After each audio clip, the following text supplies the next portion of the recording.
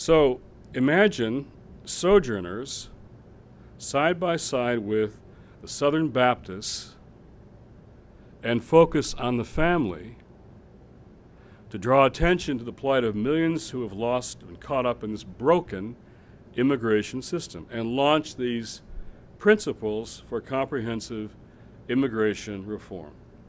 That doesn't happen very often, where you see that kind of spectrum coming together on anything whatsoever. Now, make no mistake, there are still big gaps and differences in politics among those in this group. But this day wasn't really about politics in the usual way. It was about what we thought were, and said were, fundamental moral issues and even biblical imperatives.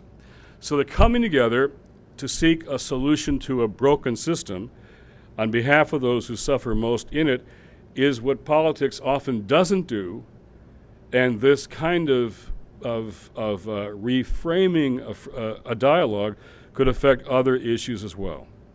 So here were folks that came together, we said that day, around morality and common sense. Morality and common sense. We came together because families were being broken up. And people Jesus taught us to protect, the stranger, were being assaulted.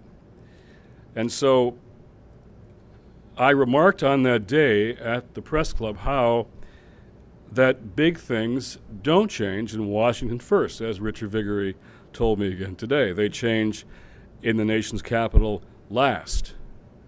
You'd think with all the lobbyists on K Street and the billions of dollars spent every day, that Washington would be the most important place. But I think Washington is the place where things don't change, where the lobbyists and all the money really maintains the status quo. That's what they do. They maintain things the way they are. And things change when hearts and minds around the country on something begin to change. When social movements begin, when people's understandings change, when their framework somehow is now different, when families rethink their values, when they talk about things at the dinner table with their kids, when congregations examine their faith, and when communities get mobilized, and when nations get moved by things that feel like moral contradictions. So things change when people believe there's more than politics at stake in this issue. When they think that human lives or human dignity or the well-being of moms and dads and kids, or when they think that even faith is at stake in what we're now discussing in politics. So when moral values change, culture changes, and then change comes to Washington. Now, I would suggest that conservatives, more than liberals, have realized that culture changes often before politics does.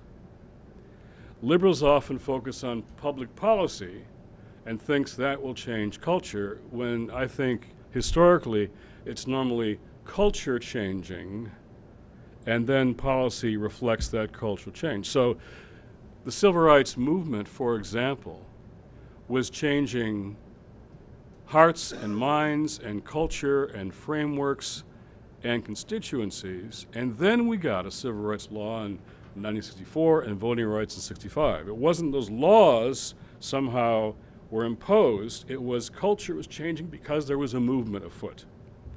So there are two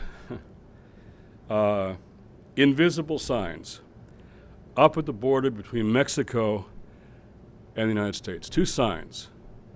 They're invisible, but they're very clearly there. One says, no trespass. The other sign says, help wanted. No trespass and help wanted. And because now that system is so broken, 12 million people have been caught between those two signs. Those two messages, help wanted, but don't trespass.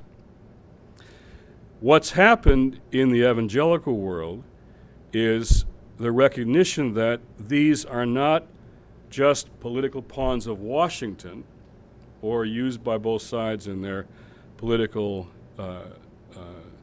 base calculations, that these are in the category that the Bible calls the stranger.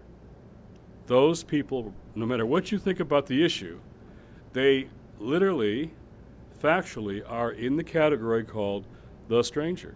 If they are, then what the Bible says about them, if you believe the Bible, has to be paid attention to. It means how you treat them is literally how you treat Jesus. That's what the scriptures say. That has been a very transforming, converting idea among evangelicals who can't ignore what Jesus says.